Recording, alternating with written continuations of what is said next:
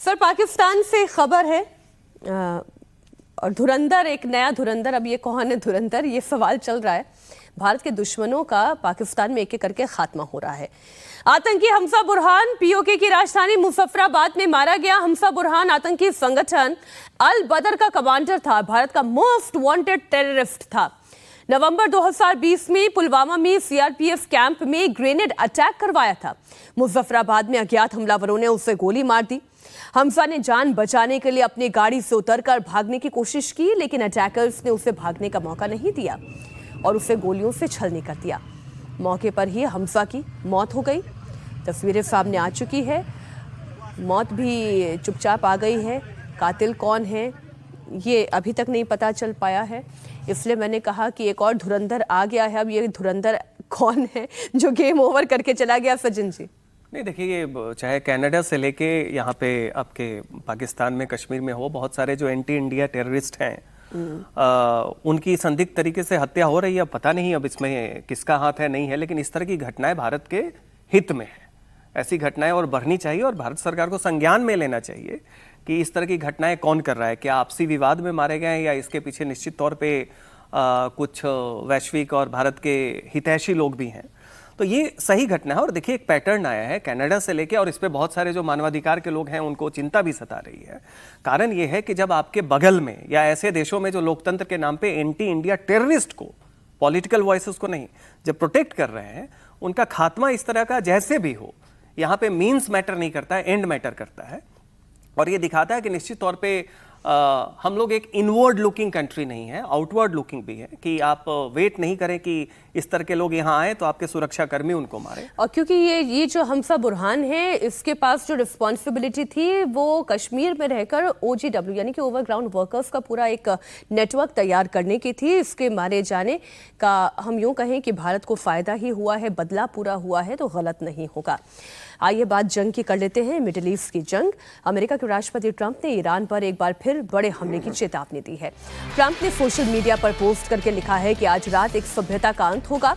ऐसे में ऐसा मैं कहना नहीं चाहता, लेकिन ऐसा होगा। वहीं ईरान अमेरिका के बीच एनरिच्ड यूरेनियम को लेकर दोनों देशों के बीच समझौते पर पेंच फंसा है। अमेरिका हर हाल में ईरान के यूरेनियम पर कब्जा करना चाहता है। वहीं मुश्तबा खामेनेई ने अमेरिका को यूरेनियम देने से इनकार कर दिया है। ईरान चाहता है कि जो यूरेनियम हथियार बनाने के लिए लगभग तैयार है, उसे अमेरिका को सौंपा ना जाए।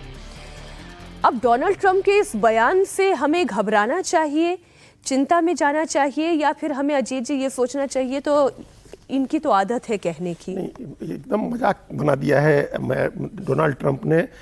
दुनिया के मतलब फ्री वर्ल्ड के सबसे पावरफुल लीडर को, सबसे पावरफुल कुर्सी को उन्होंने मजाक बना दिया है।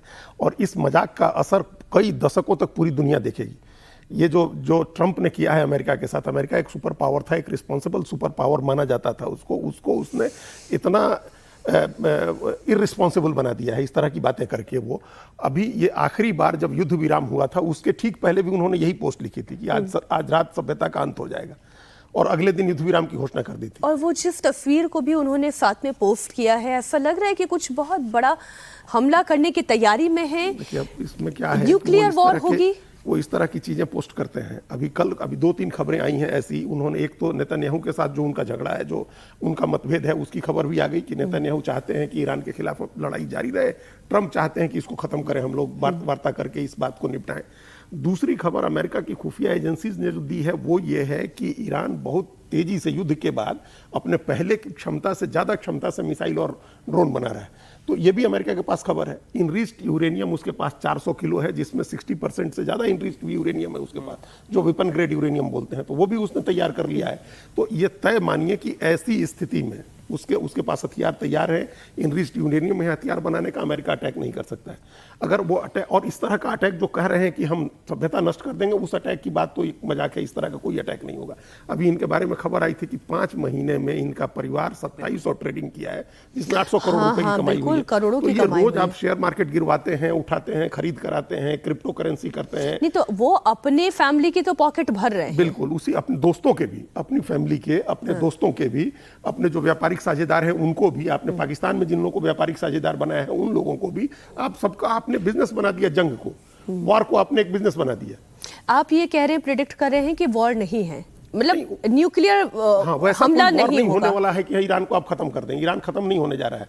और अभी अमेरिका को जो जिस तरह से सऊदी अरब, यूएई, कतर, बहरीन वगैरह देशों ने दबाव में लिया है, आप उसके बाद फिर ट्रंप के लिए और ज्यादा मुश्किल है ईरान पर अटैक करना। ये ईरान अब क्या करेगा, बहुत संक्षेप में ईरान क्या करेगा? देखिए ईरान को अब देखिए, जो देश शहादत के लिए और मरने के लिए तैयार हो उसके पास बस रेसिस्टेंस करना है। ईरान के साथ है कि एक स्ट्रेटजी है कि जो वल्नरेबल पॉइंट्स है वहां अटैक करो, जो स्ट्रेंथ है ओपोनेंट का, तो यूएस को अटैक नहीं कर रहा है सीधा, तो वो सीधा क्या कर रहा है, जितने भी खाड़ी देश हैं, अगल बगल के जो सुन्नी मुसलमानों के देश है, जहां अमेरिका की ये है या उनकी जो अपनी एयरपोर्ट्स हैं, स्ट्रेटेजिक लोकेशंस है, वहां पे अटैक करें। और हॉर्मुज को उन्होंने चोक तो करके ब्लॉक रखा है ही है। देखिए इसमें एक बात है, 1987 में इनकी एक ऑटोबायोग्राफी है जो लिखवाई गई होगी, उसमें ट्रंप लिखते हैं the art of deal making.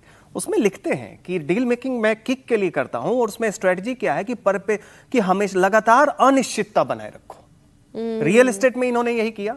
वही रियल एस्टेट वाला माइंडसेट आप देखिए कि ये ग्लोबल गवर्नेंस में भी ला रहे हैं कि जब आप सोचेंगे लड़ाई खत्म, कल तक हम लोग सोच रहे थे लड़ाई खत्म होने वाली है, खुद कह रहे थे आज रात ये सभ्यता का अंत कर देंगे, कल सुबह फिर से ये मार्केट में अनिश्चितता के लिए कर रहे हैं जिससे इनकी अपनी ट्रेडिंग अच्छी चलती और रहे। ऐसे भी इनको इंसेंटिव नहीं है, इसके बाद इनका कोई टर्म नहीं, चुनाव नहीं लड़ सकते हैं, खत्म है। मनी मेकिंग फॉर्मूला दरअसल डोनाल्ड ट्रंप ने इसे बना दिया है।